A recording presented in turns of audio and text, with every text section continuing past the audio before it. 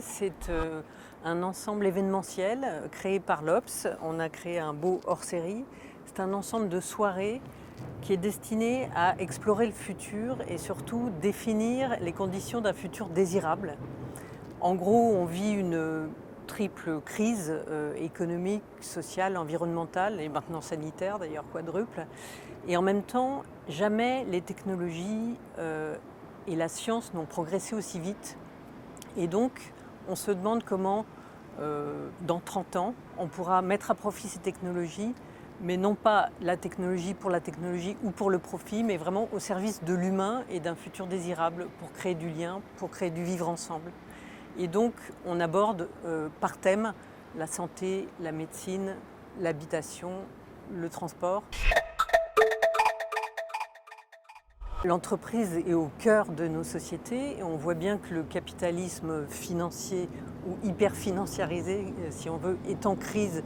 Le triangle de l'entreprise, c'est les actionnaires, mais aussi les salariés et les clients dans un environnement écologique.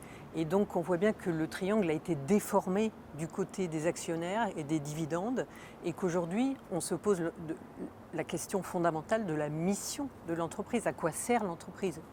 Et elle doit évidemment servir ses collaborateurs, ses clients et l'environnement, la communauté en général. Et donc il faut réinventer l'entreprise avec les nouvelles technologies, mais aussi probablement dans ses méthodes de management et dans la manière dont elle a un impact sur l'environnement pour en faire une entreprise au service des humains et non pas seulement au service du capital financier.